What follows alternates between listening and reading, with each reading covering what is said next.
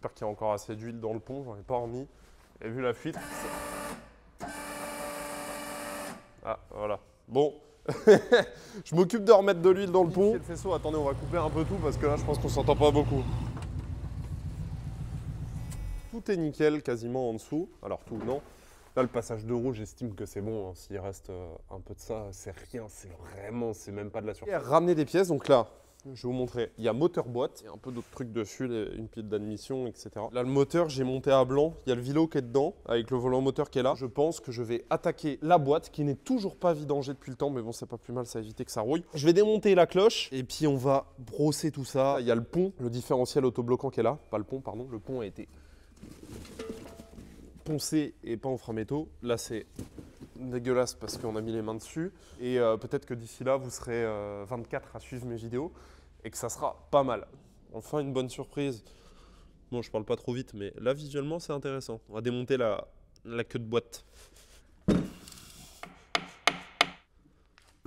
Je ne sais pas, je n'ai jamais fait une boîte. Et ben là, on va devoir le faire. Je me dis que c'est bon à savoir, non? De savoir réparer une boîte mécanique. Là, cette séquence, là, ça se trouve, je vais m'arracher les cheveux dans 3 semaines. Il m'a même pas fallu 3 semaines, puisque le soir même, je me demandais pourquoi j'avais démonté le seul truc qui fonctionnait bien sur cette caisse. Plein de trucs que j'ai pas filmé, donc là, on est le lendemain des rushs que vous avez vus avant. J'ai quelqu'un qui m'a dépanné un support moteur, parce que je sais pas si je l'ai dit, mais moi, j'en ai un, il est là-bas, là. Et sauf que, en fait, le support en lui-même est resté là où j'ai fait réfectionner le moteur. Je suis en train de monter ça. J'ai fait encore du rangement pour d'une, trier les pièces du blazer et tout laisser dans le blazer. Et de deux, retrouver des vis de palier. Et là, il y a Chloé qui m'aide. Elle va décaper le reste du carter. Et demain, j'ai toute la peinture qui arrive. Et à voir si je me motive à finir de décaper le dessous de la voiture. Commencer à peindre, commencer à tout peindre et puis commencer enfin à remonter.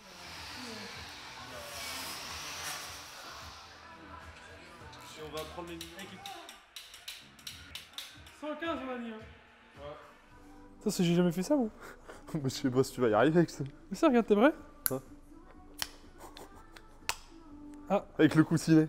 Alors, vous dire que j'ai l'information exacte de savoir quel jeu à la coupe il faut, je l'ai pas, parce que j'ai pas le bouquin, j'ai pas cherché. J'ai regardé une vidéo d'un mec qui remonte un V8 Rover et lui c'est 0,40. Vu que nous on est américains et qu'on n'aime pas Rover, bah c'est forcément mieux, donc c'est forcément moins.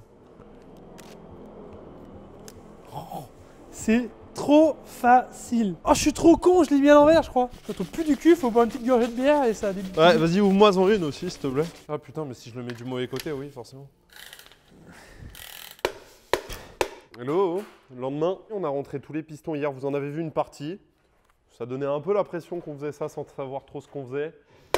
C'est à moitié vrai, c'est à moitié faux. On a fait ça proprement quand même. Je sais faire ça, mais en fait, tout de suite, quand on monte quelque chose de nouveau, parce que je n'ai jamais monté un moteur comme ça, c'est mon premier, même si c'est pas très compliqué, on a ce syndrome de remettre en question tout ce qu'on sait et de se dire est-ce que je fais ça bien, est-ce que machin, et on a plein de doutes qui d'ordinaire ne viennent pas. Ça passe nickel, c'est nickel. Le jeu à la segmentation, j'ai revérifié, bon. Là, ce qu'on va faire, c'est que vu que mes culasses sont là, on va les mettre. Je vous avoue qu'on va réutiliser des vis. De toute façon, sur ces moteurs-là, c'était pas préconisé d'utiliser des vis neuves et elles sont vraiment très larges. Tout ça, c'est du test. Les culasses, c'est quelque chose auquel on aura accès quand le moteur sera dans la voiture. Ça me fera pas peur de démonter parce que j'ai peut-être mal fait quelque chose et tout ça. C'est comme ça, c'est pas grave. Culasse qu'on monte, c'est celle-ci, celle qui était montée dans mon stock. Pourquoi je prends celle-ci?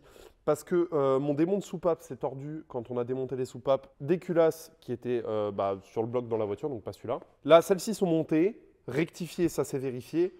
Et elles sont bien, c'est des culasses 318 classiques avec une belle entrée quand même. Donc comment on voit ça? Tout simplement, vis-à-vis de ce joint-là, si vous voulez, on pourrait... comment ils appellent ça? On pourrait overbore, enfin overbore, non c'est pas le bon terme, mais il y a un terme pour ça, je vous le mettrai. En gros, vous voyez, on pourrait tirer la Dremel jusqu'au bord du joint de culasse pour admission pour laisser rentrer plus d'air. J'ai une autre paire de culasses là-bas derrière Chloé, neuve. Enfin qui est neuve, qui est rectifiée en tout cas, ça semble pareil, très bon état, mais les soupapes ne sont pas montées. Voilà pourquoi je monte celle-ci aujourd'hui, pour avancer. Et c'est des culasses un peu plus performance. Non, pas de l'autre côté. Ah oui. Là c'est très grande, là c'est grande et là c'est petite. C'est petite, c'est ça. Qu'elle galère un peu elle. Là, on va pouvoir serrer. J'ai plusieurs valeurs différentes. Dans le bouquin d'origine, ils me disent que ça va être 75 feet. Là, sur les fiches Summit, ça me dit que c'est 85. 85, ça fait à peu près 115. Ça me semble pas mal et je pense que c'est les bonnes valeurs maintenant. On va faire une première passe 90 Nm et ensuite on ira jusqu'à 115. 1, 2, 3, 4, 5, 6, 7, 8, 9, 10. On serre en escargot.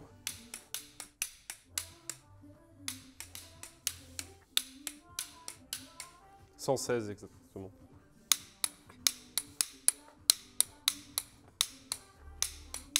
Bien joué. On retourne le bloc et on fait pareil de l'autre côté. Là, j'y pense parce que là, vous la voyez un peu la rouille dans la... C'est le piston qui est chemisé là. Ça, c'est pas grave, hein. C'est parce qu'après rectification, le moteur a attendu un peu au garage, pas chez moi. On m'a certifié, affirmé et je me suis renseigné que c'était pas grave, ça allait partir.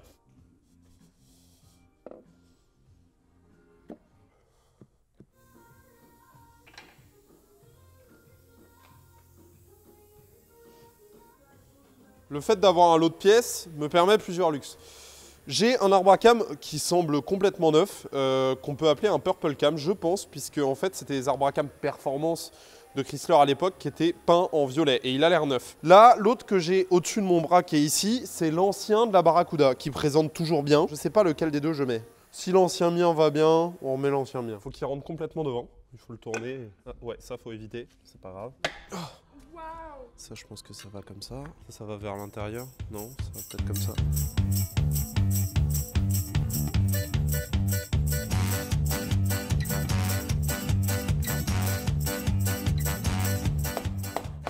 Ok, je l'ai. Alors déjà, première chose, inverser ça, parce que ça, ils me l'ont pas mis dans le bon sens. Ce qui fait que je pouvais pas passer la chaîne.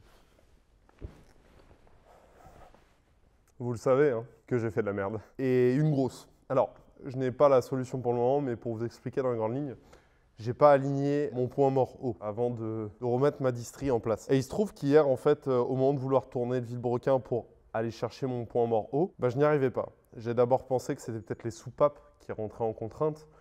Donc du coup, j'ai enlevé les culbuts pour soulager les soupapes et qu'elles soient toutes fermées. J'ai essayé de tourner, ça ne tournait toujours pas. Je me suis ensuite dit que c'est la première fois que je faisais un V8.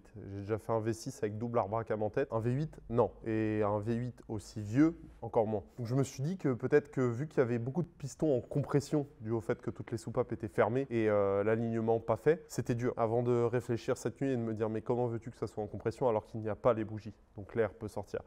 Il se trouve que mon moteur est impossible à tourner. J'ai donc essayé, donc je vais être obligé de déculasser pour comprendre ce qui ne marche pas parce que le moteur tournait avant à la main, avant qu'il soit avec les culasses. Donc je sais pas, est-ce que j'ai flingué un truc? Je ne sais pas, j'ai pas trop non plus forcé, mais j'ai quand même à 200 Newton, il vient pas à la main. Donc je pense que là, on est sur un moteur qui est serré avant d'être monté.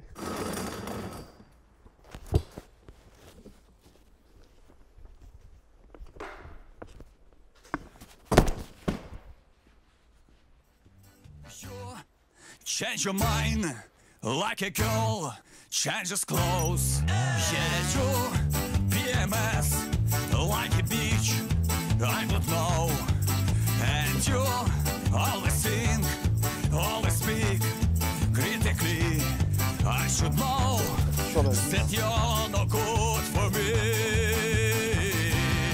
Cause you're hot and you're cold, you're yes and you're no, you're in and you're out, you're up and you're down. You're wrong when it's right, it's black and it's white. We fight, we break up, we kiss, we make up.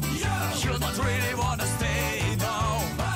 You don't really wanna go. Oh, you're hot and you're cold, you're yes and you're no. You're in and you're out, you're up and you're down.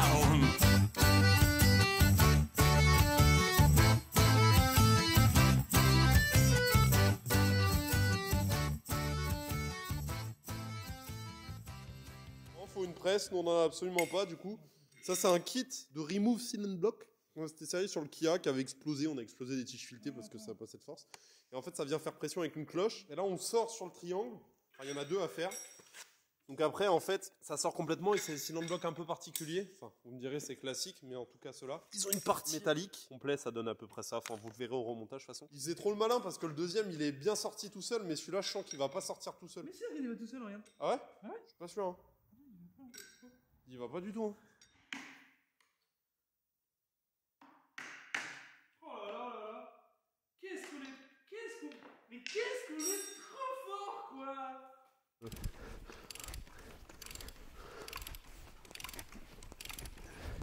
Mais non, regarde, il y va.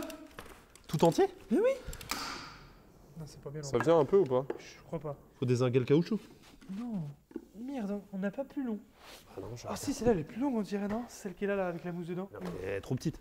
Non, elle est pas plus Tu vois longue. Ah, et regarde carrément ça, mais je crois que c'est la même longueur à chaque fois. Ouais, c'est la même longueur à chaque fois. Putain. Ah ouais, les mecs, ils se sont dit non, mais on va faire un coffret pour les gros cylindres blocs, mais par contre pas pour les sortir complètement. Le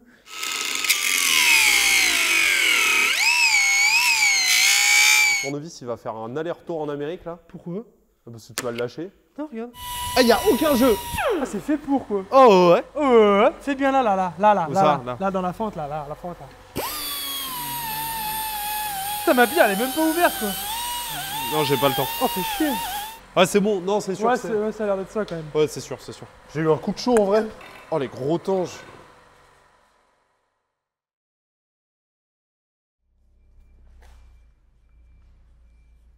Je suis pas sûr que ça aide beaucoup. Mon pull, il est plus noir que l'objectif. Il est temps de vous situer un peu dans la temporalité de là où on en est et de ce qui se passe. Et pour vous situer, quoi de mieux de vous dire que on est lundi et hier, Farine de Blé a sorti une vidéo où il sort 805 chevaux de son Audi en 2023. Est-ce que c'est étranger à ma motivation, mon envie d'avancer plus que jamais? Absolument pas. La dernière fois que j'ai filmé et que j'ai sorti l'appareil, c'était il y a une belle semaine. Pourquoi? Parce que je n'ai pas rien fait entre-temps. J'en ai quasiment fini de gratter sous cette putain de voiture. Et je suis content. Je suis content, mais aujourd'hui, ça avance pas et ça m'énerve. Pourquoi ça n'avance pas? Parce qu'il faut que je fasse une grosse commande de pièces où, en fait, il y a un peu de tout qui arrive. C'est-à-dire qu'il y a ma roue dentée pour le pont, mes rotules de direction. Là, j'ai pas en tête, mais grosso modo, pour avancer sur chaque chose de cette voiture, j'ai quelque chose qui me manque. C'est pas excessif. Là, je vais en avoir pour 1007 au total, frais de port, frais de douane compris. Alors oui, c'est une somme, mais il y a énormément de choses dedans et je vous montrerai. Et aussi, et je vais vous montrer, j'ai fait un peu d'art moderne sur la voiture. Parce que j'ai voulu peindre à la bombe alors qu'il faisait 0. Et du coup, ça a un peu coulé. La dernière fois que j'ai filmé, j'ai beaucoup parlé de ça, que j'ai redémonté, redéculassé, revérifié, remonté. Que je vais devoir redémonter, redéculasser, revérifier. Parce qu'il me manque de la jointure que je vais avoir dans la commande. Bref, donc il est temps de faire le point sur ça. Je vous avoue que chaque jour, je prie pour pas qu'il se casse la gueule parce que le support moteur me fait à moitié peur, mais bon, ça a l'air de tenir. Le moteur ne tournait pas à la main, donc j'ai tout redémonté et je me suis aperçu qu'il y avait des bielles qui étaient dans le mauvais sens. Alors en soi, normalement, c'est pas censé bloquer le fait que le moteur tourne, mais elles étaient dans le mauvais sens, c'est-à-dire qu'au niveau des cylindres 2 à 8, les bielles n'étaient pas dans le bon sens. L'usineur qui m'a réalisé le bloc, en fait, avait mis des numéros, je les ai suivis. En fait, ils étaient tous dans le... Enfin, il y avait un sens qui était bon et l'autre qui ne l'était pas. Les pistons étaient bien dans le bon sens, c'était difficile de se tromper avec le F, donc j'ai inversé les bielles dessus. Tout en gardant, en veillant à ce que ça soit bien la bielle 2 avec le piston 2, etc. Enfin, vous m'avez compris. Et c'est assez simple, en fait, il faut que la clavette d'évacuation d'huile soit vers l'intérieur du moteur. Donc c'est miroir. J'ai refait mon calage puisque je ne pouvais pas le faire. Donc le moteur est calé, la chaîne de distri est trop lâche, donc je vais en commander une. Et en fait, je ne peux toujours pas le tourner à la main. En fait, si je peux, mais si je laisse plus de 5 minutes sans le tourner à la main, je ne peux plus le tourner. Pourquoi ? À cause du froid et à cause du fait que j'ai mis de l'huile de boîte pour graisser. Alors il n'y a rien de grave, c'est juste que l'huile de boîte c'est très épais, ça fait une sorte d'effet ventouse, ce qui fait que pour emmener le moteur à tourner, il faut mettre une contrainte énorme dessus. J'ai préféré démonter pour vérifier que je ne mettais rien en contrainte et ça m'a permis de voir que les bielles étaient à l'envers. Mais en fait le moteur est bon et c'est juste qu'il faut beaucoup de force pour l'amorcer et on verra ça plus tard. Enfin bref, j'ai démonté mon autobloquant pour vérifier qu'il était en forme. Alors je ne sais pas s'il est en forme, mais je l'ai démonté et il faut que je le remonte et il faut exercer une grosse pression pour le remonter.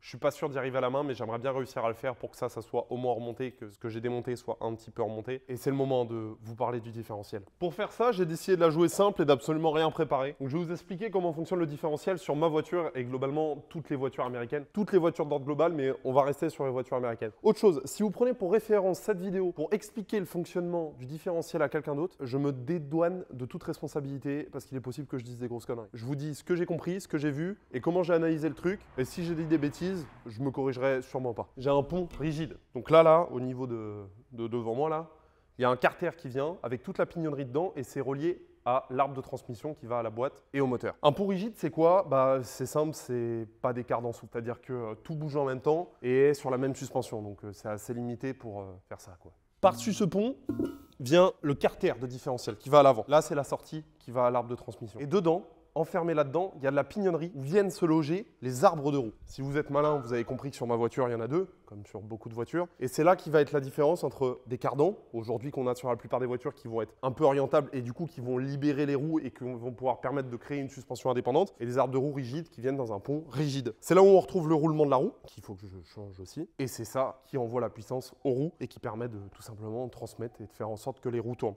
En l'occurrence, sur cette voiture, on a le bloc des tambours et des freins à tambour qui viennent là.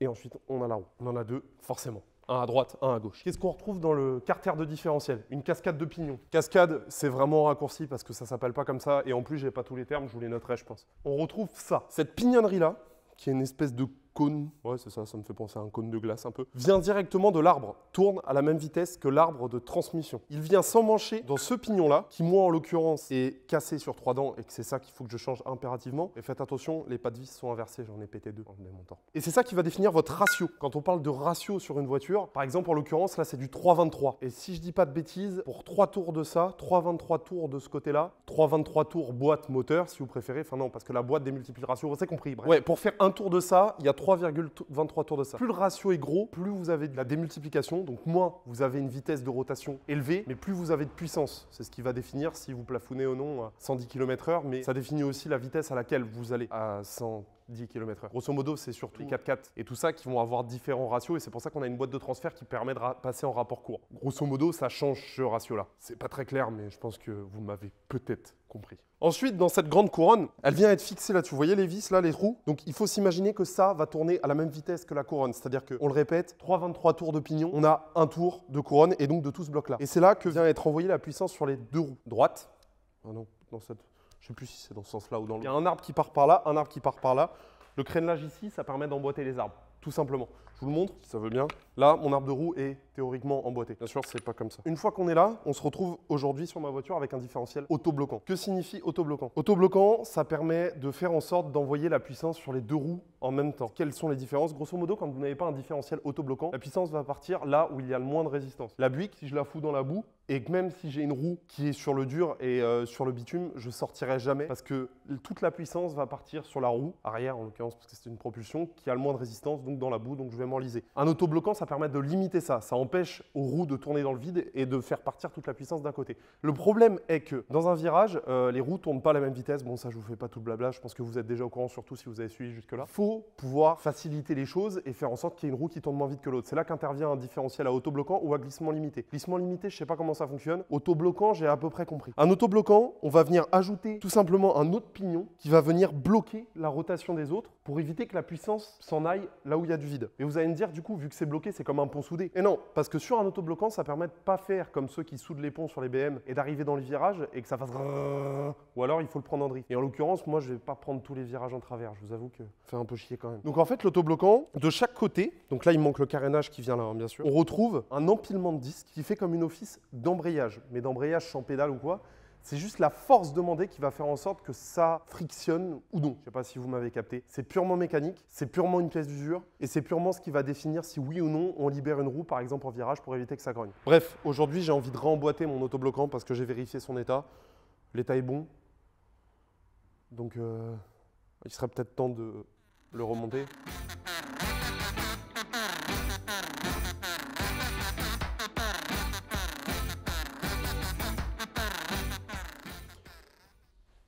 Tout est démonté là. Pourquoi? Parce qu'on vient d'aller à la presse pour essayer d'emboîter le roulement, après ce que vous avez vu. On a mis 15 tonnes, ça n'a pas bougé. Donc on s'est dit qu'il y avait un problème. Jusqu'à ce que mon voisin, plus intelligent que moi et dont le métier est garagiste, comprenne une chose. C'est que ça, donc sans les disques, ça rentre, je vais pas le mettre, c'est chiant à sortir, mais ça rentre sans forcer à la main. C'est parfaitement ajusté et en fait, il n'y a pas besoin de presse. Donc là, dans ces moments-là, ça serait bien que j'ai un bouquin qui m'explique tout, comme à l'origine, qui vous donne la mécanique d'antan. Ça serait vraiment trop beau que j'en ai un. J'en ai même deux. Un qui était propre, que je laissais chez moi, et un qui était sale, que j'ai laissé ici. Le propre est devenu sale parce que j'ai perdu le sale. Forcément, il faut bien que je perde tout un tas de choses. Sinon, c'est pas marrant. Pour comprendre comment ça marche. Et espérer que je n'ai rien flingué. Parce qu'en fait, en démontant les petits disques, donc qui sont un enchevêtrement de 5 disques et non pas 6 comme je vous le disais, c'est qu'il y en a deux, un cranté et un pas cranté, qui sont concaves, légèrement arrondis. Enfin, légèrement en cône, vous avez compris. Et les autres qui sont plats. Donc encore une fois, ça serait vraiment trop bien que j'ai une page qui m'explique dans quel ordre les mettre et comment ne pas faire n'importe quoi. Et cette page, je l'ai. Donc on va remonter ça proprement en espérant ne pas avoir tordu plus de choses qui ne doivent l'être. Il y a tout ce qu'il faut sur les années 66, grosso modo, donc l'année de ma voiture, ça tombe bien. Ça vous explique comment sortir les roulements et tout, ce qui est plutôt pertinent aussi, avec des outils spéciaux que je n'ai pas. Et donc là, on va aller trouver la page qui me concerne, à savoir l'autobloquant qui est ici. Et comme par magie, la page d'après, si j'y arrive, eh bien, on va trouver l'ordre. Et là, je me suis dit, merde, flat plate, dishet plate, mais pas dishet disc. Puis j'ai baissé les yeux et j'ai vu que là, il y avait un ordre qui était différent. Donc ça, c'est pour un côté et ça, c'est pour l'autre. Et donc, en gros, le dishet disc et le dishet plate, donc ceux qui sont concaves, viennent en avant-dernier, avant à nouveau un plat. Donc je vais m'assurer qu'ils soient tous identiques pour le reste. Et puis voilà quoi. Et non, ils ont des mesures différentes. Celui qui vient au fond est plus fin. Donc on va remonter ça dans le bon ordre. Après les avoir nettoyés et graissés. Toujours à l'huile de boîte, sinon c'est pas marrant. Il vient bien se caler au fond, pas de problème là-dessus. Et vu que je suis stupide, j'aurais dû faire dans l'autre sens. Ça, en plus c'est trop chiant à retirer une fois que c'est ventousé là-dedans. Là. Donc celui-là, je vais le remettre sur du propre. Putain! Merde, pardon, faut pas dire putain. Oh! Oh, ça va être chiant. Et là, normalement, j'y suis. Fait 61 très précisément. Donc on va les mettre, mais bon, vu que c'est une clé achetée sur Amazon, je pense que 61 ou 59, ça reviendra au même. C'est parti, on sert ça. Le problème, outre le fait qu'il me reste 2% dans la caméra, c'est que serré à 61 Newton, en tenant quelque chose qui tourne à la main, c'est dur. Donc je vais essayer de me débrouiller, je vais voir. Mais le problème, c'est que vu que c'est inversé aussi, c'est pas ma main forte qui est dessus. Parce que je suis droitier, je vais essayer de trouver quelque chose, mais... Putain, quel gitan je suis, putain.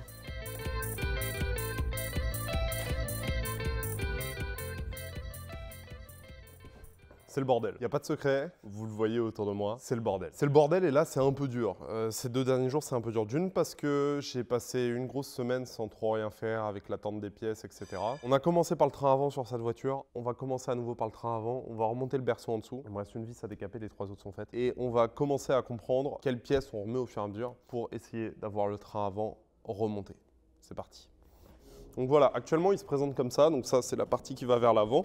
Là on vient fixer le boîtier de direction et là me demandez pas ce que c'est, je sais plus pour le moment. Il y a des tiges qui viennent là et qui viennent sur ces bras là et qui viennent se foutre là-dedans. Et en fait tout ça c'est ce qui fait mon amortissement avec la barre de tension qui vient s'emmancher complètement là-dedans. Donc le berceau ça se présente avec 4 grosses vis.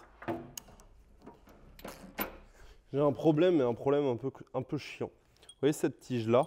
En fait, elle doit venir là-dedans. Donc on l'a extrait. Et il y a un cylinder block. Sauf qu'en fait, mon cylinder block, je vais vous montrer comment il se présente. Il est comme ça. Donc en fait, cette partie-là, la partie là va là et ça rentre là-dedans. Sauf que si vous avez le regard assez fin, et je ne me rends pas compte de ce qu'on voit, le cylinder block c'est déchiré en deux. C'est-à-dire que tout ce que j'ai réussi à enlever du cylinder block, c'est la partie caoutchouc qui est à l'intérieur. Sauf que l'anneau interne, il est toujours coincé sur cette tige. Donc ça, je me fais moins de soucis pour le reste. Par contre, l'anneau externe, il est toujours coincé là-dedans. Et on n'a aucun moyen d'appuyer par l'autre côté, puisqu'en fait, il y a le point de butée de la barre de torsion qui fait que on ne peut pas appuyer dans ce sens-là. Donc je vais voir si j'arrive à l'écraser en tapant dessus au tournevis, j'en sais rien. Mais ça me fait un peu chier. Nouvelle journée, toujours les mêmes fringues, on ne change pas une équipe qui gagne. Je vous montrerai, là j'ai pas encore fait l'autre, j'ai pas encore extrait ce qu'il fallait extraire. Je vous montrerai comment j'ai réussi à défoncer la portée des cylinder blocks. Enfin je veux dire là où on les rentre, pourquoi c'est galère maintenant et je vous montre comment je galère à le rentrer là maintenant. Là, ça va mieux. C'est marrant, dès que je me mets à filmer, ça va mieux. C'est physique, ça race. Est-ce que ça se rapproche toujours? Et là, je suppose que mon... J'imaginais pas ce qu'il faut. C'est rentré. Je vais aller manger parce que ça a pris toutes les forces que j'avais dans le corps actuellement. C'est à moitié chaud cette histoire, c'est même trop en dessous. Allez, on lâche rien et on y va. Salut, on est le lendemain du lendemain de quand j'ai dit c'était le lendemain. Ça fait 3 jours que j'ai pas pris de douche, tout est parfait. Je viens de réussir à emboîter, donc ça c'est mon bras de... Donc ce que je vous parlais les précédents jours, de suspension inférieure, c'est la triangulation mais inférieure, côté droit, que j'ai terminé. Donc là il est pas peint, etc. Mais j'ai réussi à emboîter, donc j'ai pas eu accès à la presse, finalement je me suis débrouillé. Comment j'ai fait? J'ai utilisé l'arrache roulement, dont je vous ai déjà parlé, qui a utilisation quasiment unique, hein. Regardez la tronche du filetage, après j'y vais à la péteuse, à sa décharge. Il n'y a pas grand choix, enfin c'est de la merde, mais ça a marché. marché. Et donc, je vais refaire toutes les étapes sur celui-ci, le sortir, ce qui est déjà pas mal compliqué, et le remettre. Donc, en gros, j'en prends un premier qui vient pile poil se nicher là. Ensuite, on avait récupéré des trucs qu'on avait découpés, en fait, on s'en est servi. On peut venir créer de l'épaisseur, en fait, en mettant par exemple la rondelle. C'est un empilage, hein, c'est vraiment du Lego. Et ensuite, le but, c'est, je vous cache pas que ça va sortir vraiment très lentement. Et on va voir si ça vient plutôt bien ou pas. Alors, il faut faire gaffe parce que forcément, il y a un moment où je vais arriver au bout du filet. Il a été moins compliqué que l'autre. Vous dire que j'ai pas défoncé la portée, ce serait vous mentir. Complètement. Déjà, je pars pas très droit. C'est bon. Ah bah. Alors, comme prévu, j'ai un peu baisé le truc. Ah bah, génial. C'est pas la plus grande. Et là, on est nickel. Putain, je suis content. Ah, je suis content. Là, je suis bien. On va pouvoir remonter ça. Je suis content. Allez, à tout de suite. Ce qui va à ma nouvelle couronne. Donc ça, en fait, c'est l'ancien. Le roulement est toujours dessus. Le roulement est bon. Et en fait, avec ce machin, je vais peut-être pouvoir le sortir. Alors, est-ce que tout va péter ou pas? Je ne sais pas. Puis, vu que c'est arrondi au bout, ce truc-là, quel enfer! Oh. L'appareil n'est pas droit. Ce que je vais vous montrer, c'est comment enlever sur le triangle cette pièce-là. Parce que sur ces triangles-là, en fait, les rotules se vendent, elles sont vissées. C'est-à-dire qu'on peut changer uniquement la rotule plutôt que changer toute la pièce. C'est plus pertinent, d'autant plus que, sauf si ça a pris gros carton dans les dents, ça vieillit plutôt bien. Alors comme vous le voyez sur celui-ci, j'ai déjà mis un cylindre bloc qui n'est pas complètement rentré d'ailleurs, mais je parviens pas à le faire rentrer plus. Et justement, ça va me permettre déjà de voir aussi si ça passe bien. Normalement, en appuyant un peu, ça va passer. Pourquoi je vais le passer alors que j'ai qu'un cylindre bloc sur deux et tout ça? Parce que pour enlever ça, il faut beaucoup de force. Et en fait, je vais venir le coincer à son emplacement, qui va me permettre en fait de ne pas avoir à me servir d'un étau ou quoi que ce soit, parce que d'une, mon étau n'est pas fixé, ça vous commencez à le savoir, et deux, même dans un étau, ça bouge, puis c'est un coup à le flinguer. Donc, je vais venir le passer là, et le but du jeu, c'est d'arriver à ça. Vous voyez, là, je l'ai sorti de ce côté-là, donc je vais pouvoir bien nettoyer tout le triangle. Donc, c'est vissé là-dedans par le haut. Ça vient assez bien, mais au début, c'est très grippé, et forcément, j'ai plus de WD-40, sinon, c'est pas marrant. Ça y va. Donc ça, c'est le triangle qui va de l'autre côté, normalement. On va le sécuriser comme ça. Pas besoin de visser de l'autre côté. On va la mettre comme ça on est sûr qu'elle ne tombe pas. Je vais faire sauter le soufflet déjà. On a une couleur à l'intérieur beaucoup plus claire et c'est beaucoup plus neuf. Donc ça a déjà été changé et peut-être que du coup, je vais moins galérer à le retirer parce que j'ai les deux. Tarifs aux États-Unis, donc frais de douane, frais de port compris. $30 aux US, mais j'ai pris du haut de gamme. Sinon, ça commence à 12, 13, ouais, 60 par rotule à peu près, mais c'est de la grosse pièce. Là, ensuite, je prends la pincetto, qui est normalement déjà pas réglé du tout d'ailleurs. Parce que c'est carré, sinon c'est pas marrant. Et ensuite, le maillet, on voit peut-être pas assez de force. Bon, c'est pas bien. Ça prouve que Facom c'est résistant. Vincent va me tuer parce que c'est la sienne. J'espère que je vais pas la flinguer. Normalement ça va, elle a même pas de marque de mon précédent truc. Puis je mets pas non plus une force de psychopathe là-dessus. Et il vient presque. Bon, je vous reprends quand j'ai réussi. Bon, c'est de loin le pire des deux, mais j'ai un petit peu fait marcher mon cerveau. Alors faut que je fasse gaffe à ce que ça saute pas. Mais là j'applique beaucoup moins de force parce que j'ai un énorme bras de levier. Donc je sais pas, 200 newtons là. Là ça va mieux, mais 2 ou 300. Hein. Il n'y a pas beaucoup, une fois que ça vient, ça vient. Hein. Putain, quel enfer. Il n'est pas pourri, mais il est bien bruni, quoi. Je sais pas ce que donne le filetage là-dedans. Mais... Je vais les nettoyer, les triangles, les peindre, et on va essayer d'en faire quelque chose.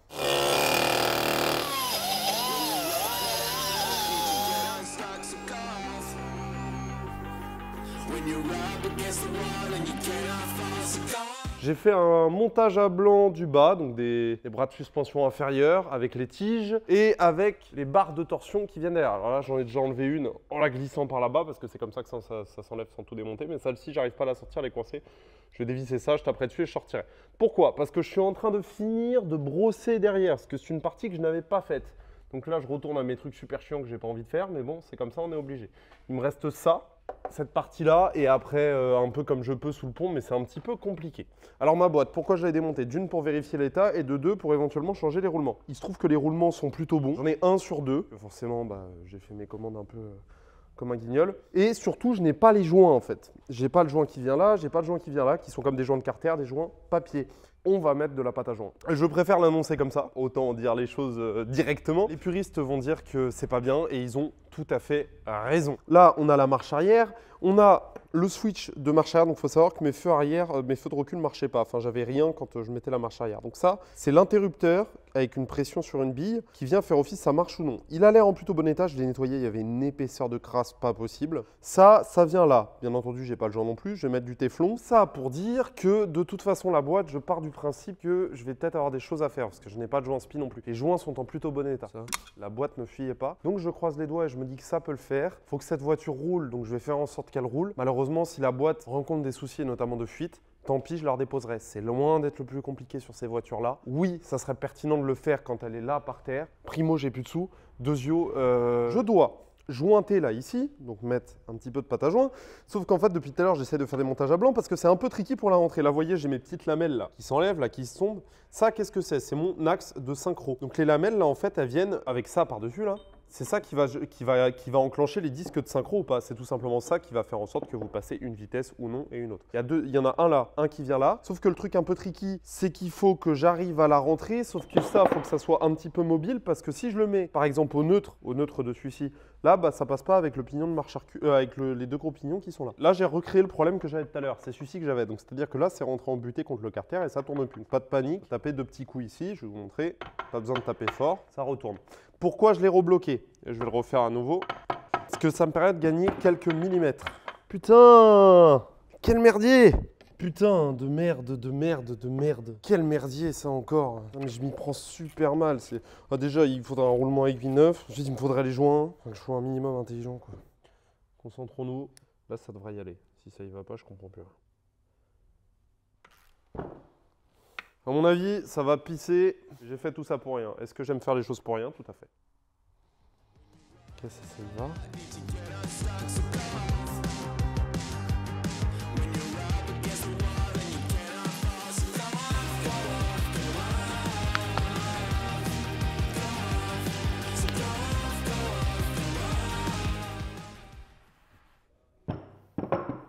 On se retrouve avec 3 roulements à démonter. Un premier qui est ici, et ils ont tous claqué, hein, en démontant, toutes les aiguilles, elles sont sorties. Un deuxième qui est là, et un troisième qui est au bout. Normalement, il y en a 2 qui font la même taille, et un qui est plus petit que les autres, et un plus petit. J'ai l'impression que ça, c'est la même taille, et là, bah, j'ai juste l'impression que... En fait, il va m'en manquer un. Ah, je vais être niqué.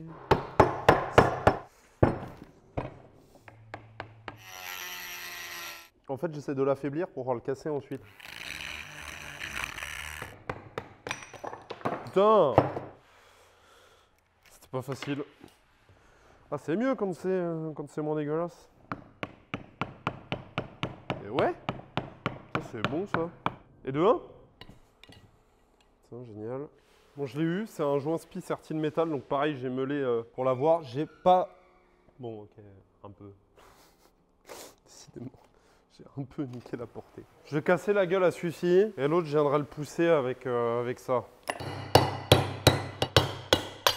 Oh, vous avez vu, je l'ai sorti sans l'abîmer celui-là. Je vais mettre un autre coup de propre dessus et puis on va attaquer le remontage. Je sais pas ce qu'on met, si c'est de la graisse ou de l'huile de boîte là-dedans. Ça m'arrangerait de mettre la graisse parce qu'à mon avis, il va fuir avec de l'huile de boîte. Eh, j'ai mal parlé. Enfin, oui, si, j'ai mal parlé. Il faut dire les choses quand je les ai mal dites. Le petit roulement à aiguille, il va là. Donc ça, c'est la partie qui vient là. Là, il y a un joint spi et le petit roulement. Donc normalement, j'en ai encore un autre à sortir, vous voyez? Poil la bonne taille, visiblement, je suis pas sûr. Bref. Bon, je vérifierai. En tout cas, il est possible que ça corresponde à ça. Je pense sincèrement qu'en fait, ce boîtier a déjà été réfectionné et qu'au lieu d'enlever le roulement là, ils l'ont enfoncé plus parce qu'il y a le joint spi au fond. Donc le joint spi, il est Certine métal, donc ça guide un minimum. Et d'autant plus que sur la tête là, on l'a remis tout à l'heure, ça c'est le roulement qui vient là. Ok? Donc, si c'est maintenu là et que c'est maintenu là, ça ne devrait pas bouger. Bon, dans tous les cas, je vais le remonter avec 2, ça c'est sûr et certain. On aimerait bien savoir si normalement c'est comme ça ou pas comme ça. Je vais regarder dans le manuel, mais je pense que j'ai peut-être raison. Bon, il faut quand même que je vous montre ça, histoire que vous appreniez quelque chose. J'étais parti pour démonter la vis sans fin et tout nettoyer, parce qu'il y a encore beaucoup de gras dedans. Là, ça craquelle un peu. Pourquoi? Parce que j'ai mis du nettoyant frein dedans, ce qui fait qu'il s'est plus lubrifié. Et en fait, comment c'est branlé, et je vérifie que j'ai pas perdu une bille. Il y a cette plaque-là qui vient là, ok, avec 3 vis. Et en fait, j'ai enlevé ça en me disant, bon, bah, c'est juste des... En fait, non, ça fait partie intégrante du roulement à bière. Je vais vous montrer, j'espère pouvoir le re-emboîter. Bon, j'ai déjà réussi une fois. Vous voyez, toutes les billes sont dedans, en fait. Ils viennent circuler, ça fait comme un jeu de billes. Alors, il y a un sens. Voilà, je commence. Putain, quel débile. Quelle saloperie, elle est où? Vous voyez, ça donne l'impression que c'est cassé, ça. En fait, pas du tout. C'est qu'il y a un circuit. Donc en fait, ça va venir se mettre dans ce sens-là. Donc là, ça permet aux billes de passer dans celui-ci. Et là, ça les bloque. Ça évite que la vis sans fin sorte en fait. Bon, je vais essayer de retrouver la bille. Je vous reprends quand je vais retrouver. Parce que là, sinon je vais pleurer là. Je pense que quand ça sera graissé dedans, on l'entendra plus. Mais j'ai quand même un doute sur le fait qu'il manque peut-être une bille. Je suis en train de le massacrer, je suis trop con. Mais la tête de WAM, je suis débile. Bah ouais, mais je peux plus le sortir. Mais je réfléchis pas, ça me casse la tête. Là, je suis vraiment con. Là, s'il y a une fuite, bah c'est sûr qu'il va y en avoir une déjà. Ça me fait trop chier, c'est perdre du temps pour rien. Ça coûte pas cher comme pièce, mais là, j'avais pas à le baiser comme ça, quoi. Ah bah ça, c'est fou comme ça marche mieux quand la portée, elle tire pas la gueule. Aouh! Il y a un truc qui m'a mordu.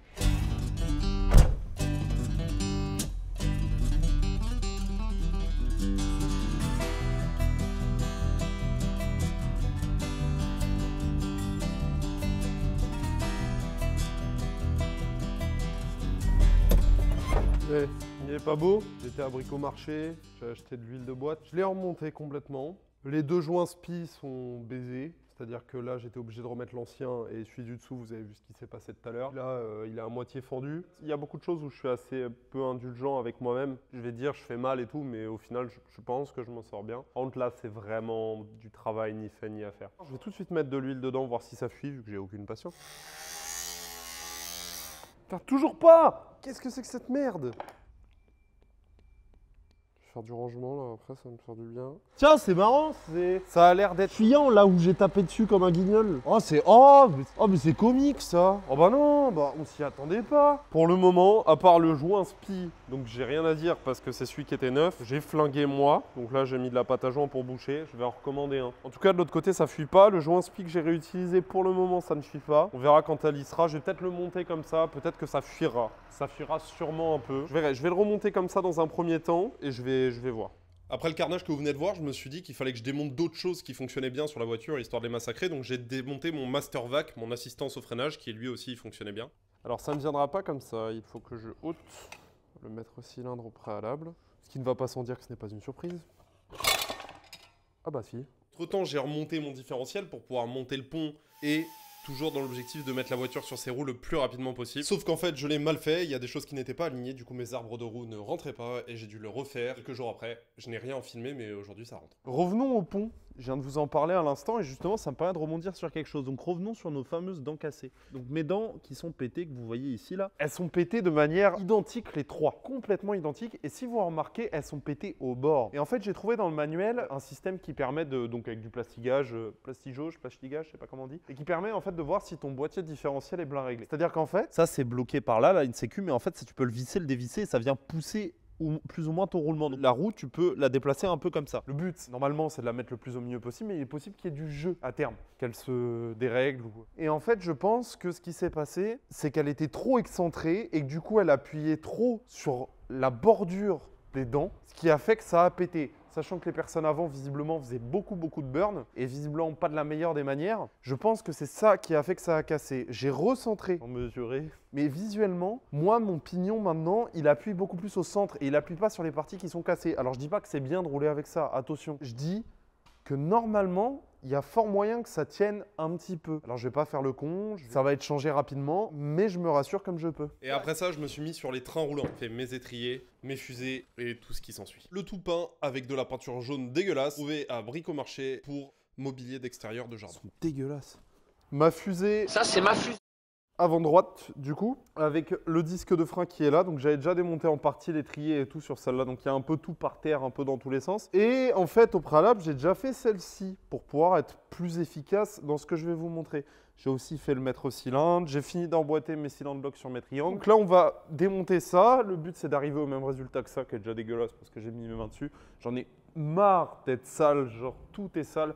Je vous jure que quand cette caisse va rouler, d'une, ça sera dégueulasse parce qu'il y aura des grosses traces de noir partout. Mais je vais tout faire propre et je vais faire en sorte que quand j'attaque le blazer ou autre mécanique, j'ai de quoi avoir les moins propres quand je dois prendre quelque chose de propre. Ça semble logique, mais quand on fait plein de choses en même temps comme ça, parfois c'est un peu compliqué et c'est assez frustrant. J'ai plein de pièces partout, j'en ai encore qui sont arrivées aujourd'hui, notamment celle-ci. La pièce noire là qui vient remplacer ça. Ça traîne de partout parce que ça c'est mort. Je préfère échanger, sachant que ça je l'ai commandé il y a 2 jours. Enfin, hier avant-hier, je suis très content. J'ai payé 30 $ de plus sur la livraison, ce qui fait qu'elle est passée de 50 à 80. Mais attention, il y avait d'autres articles et tout, j'ai commandé plein de trucs en même temps. Environ encore 200 €. Donc 80 € de livraison pour 2 jours arrivés. Franchement, c'est pas volé. Je suis content, je l'ai. Et là, je suis en train justement de sortir celle sur l'autre fusée. Et même avec la péteuse, ça a du mal. Donc on va se fixer, on va essayer de voir si on y arrive. Déjà, j'ai un problème de douille. Ça, c'est pas malin, je pense. Ah bah, ça va mieux. Donc ça, pareil, tout ça, je vais le décaper. Bon, c'est reparti. Ça fait 2 heures à peu près que j'ai entamé tout ça, même un peu plus depuis le dernier plan. Un sens et je ne le connais plus. Je sais pas ce qu'elle a pris dans la gueule, cette voiture. Il est fort probable que j'ai une fuite de freinage après. C'est pareil, il y a des marques de tournevis. Je sais pas ce que les gens ont fait avant. Je sais que je suis pas un exemple du travail bien fait, loin de là. Putain, il y a une limite quand même, quoi.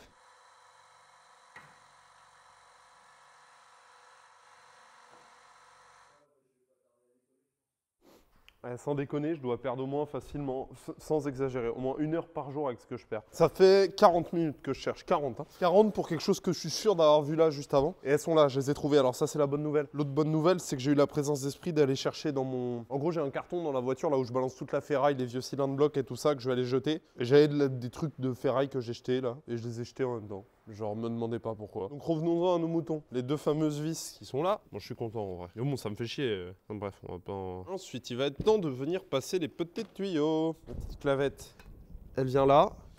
Les 2 vis. Ok, on est bon, à peu près. Normalement. Fusée avant droite, remontée. Et prêt à être remonté sur la voiture. Mais avant ça, il faut justement qu'on parle de cette dite voiture. Alors, nous avons réussi hier à entrer les triangles. Vous l'avez vu. C'était compliqué. Okay, j'ai remis ça autour pour remettre un coup de peinture parce que c'était vraiment dégueulasse après. Du coup... Et il faut qu'on arrive à remettre la rotule supérieure. Alors comment elle vient? Elle vient par-dessus et elle vient se visser. Alors quand on a la bonne douille, ça y va assez bien. Donc je vais y aller gentiment à la pincetto. Le but est de ne pas la forcer. Et après, on va faire ça d'un côté puis de l'autre. On a mis la voiture comme ça hier pour avoir plus d'espace. Le problème est le suivant, et vous allez peut-être le constater, c'est vachement décalé, c'est pas aligné. Donc là, on est en train de tendre ici. Là, j'ai mis le contre-écrou là pour bloquer forcément. Et là, c'est en train de le ramener gentiment, donc je pense que ça va le faire. Parce qu'en fait, les nouveaux cylindres blocs sont très peu compactés, quoi. On va ramener la fusée, on va voir ce que ça dit. Ça pète un peu, hein? J'aime bien. Hein? Il aime pas trop parce que lui, il a une Mustang, il faut tout parfait. Mais il a raison. Ouais, mais ça me coûte cher. Tout con... Ouais, voilà, ouais. Moi, c'est projet Eco Plus, là. Je suis pas dans le contre-jour, là. Je sais pas ce que va donner ce plan. Oui, j'ai beaucoup avancé. Oui, j'ai encore fait de la merde. Oui, j'ai perdu des vis. Et oui, j'ai pas beaucoup filmé parce que j'ai fait des choses extrêmement répétitives. J'ai dû redémonter mon pont, j'ai dû redémonter ma boîte. Au final, j'avais pas besoin. Mais je suis content de l'avoir fait. Et là, j'ai refait plein de coulures parce qu'il fait beaucoup plus froid ces 3 derniers jours avec beaucoup de vent. Et j'ai pas le temps. Donc j'ai peint. Alors déjà que ça avait du mal à prendre, là, disons que c'est beau, mais faut pas regarder de trop près du tout. Est-ce que je m'en fous? Honnêtement, complètement. There's dirt on my hands, strong like a tree. Faut faire pareil de l'autre côté. Fatigue. Bon, on va le faire. Je suis fatigué. Ah, faut peut-être serrer ça aussi, je suis un ouf, moi. Ça fait un bout de temps que j'ai pas filmé avec l'appareil. Ça fait un bout de temps que j'ai pas filmé tout court. Bienvenue devant le chantier que j'ai entrepris depuis quelques jours. À savoir le faisceau électrique qui était plus que en mauvais état.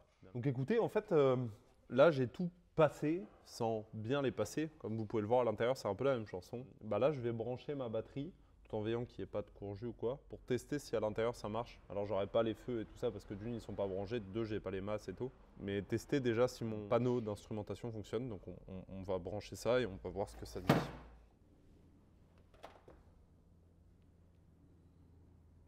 J'ai de la lumière. Attendez, faut que je mette mieux ça. J'ai de la lumière à l'intérieur.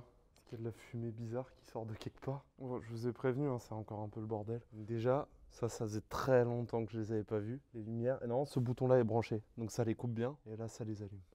J'ai mes feux derrière. Au bas. Au bas. C'est con, hein, c'est rien, surtout que là, j'ai peut-être encore le problème d'essuie-glace et tout. Donc déjà, j'ai du jus.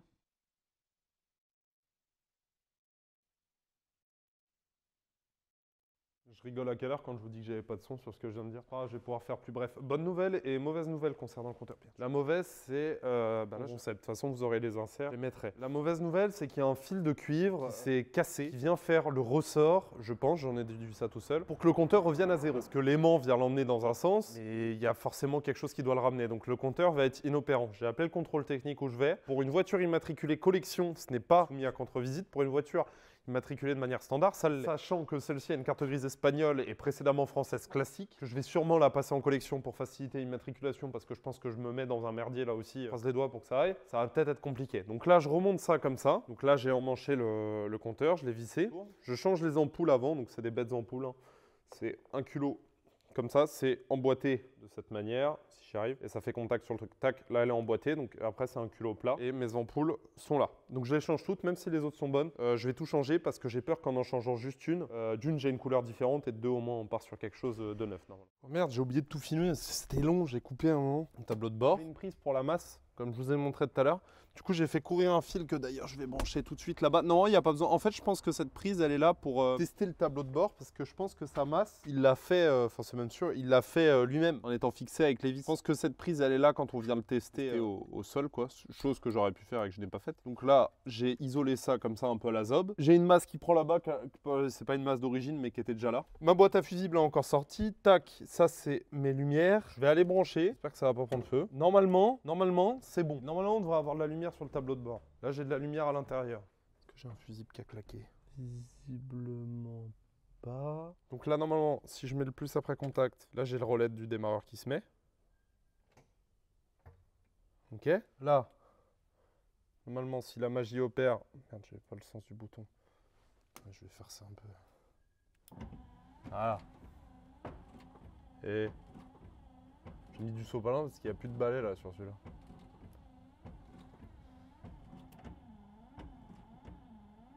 On le coupe. Arrête, mais pas au bon endroit. Il va falloir qu'on règle ça, pardon, j'étais concentré sur mes essuie-glaces. Là, normalement, si je tire ça, ça devrait bien se passer. J'ai des lumières de tableau. J'ai mes lumières, donc ça fonctionne. Et normalement... Pourquoi j'ai pas de feu? Là, vous venez de voir absolument tout ce qu'il ne faut pas faire quand on travaille sur le faisceau électrique d'une voiture comme ça. C'est-à-dire que les masses sont extrêmement importantes, chacune des masses. Un mauvais contact dans la voiture et c'est terminé. Vous avez tout qui part en cacahuète. Et c'est pour ça que je galère avec mes essuie-glaces et que je me dis, putain, pourquoi ça marche plus alors que ça marchait? Bah parce qu'ils ne sont pas reliés à leur masse qui est sur le tableau de bord. Et donc j'ai démonté le boîtier, j'ai cherché une panne, puis j'ai fini par comprendre que c'était ça. Mais pas assez, parce que après j'ai tourné en rond avec mes feux, puisque je me suis rendu compte que mon interrupteur de frein, en fait, il touche jamais la pédale, donc ça fait comme si je freinais en permanence. Mais j'avais pas ma colonne reliée, donc j'ai essayé mes clignots en reliant ma colonne, mais j'ai pas la masse partout, puis j'ai pas tous les feux qui sont branchés sur la voiture. Et en fait, c'est des circuits qui se ferment entre eux. Et pour trouver une panne, il vaut mieux que tout soit branché, et ensuite la situer. Parce que s'il vous manque une masse à un endroit, ça peut suffire à foutre le bordel partout. Là, je les ai récupérés. Par je ne sais quelle magie, mais je les ai récupérés. Donc après, j'ai sorti ma colonne, j'ai commencé à démonter ma colonne parce que j'avais l'impression qu'elle avait été trafiquée. Alors un peu, mais visiblement pas plus que ça. Et pardon, je ne l'ai pas démonté, je l'ai massacré. Donc après, on s'est reconcentré sur le moteur parce que je savais que mon faisceau moteur allait à peu près bien. On a monté l'embrayage, mis la boîte de vitesse dessus, on l'a mis dedans et on a démarré. Non, si, je vous jure, c'est juste que j'ai rien filmé. Si près du but, j'ai rien filmé. De quoi faire une vidéo d'1 heure pour au final pas vous montrer quand le moteur démarre. Mais heureusement, j'ai dû le ressortir. Rien n'arrive par hasard.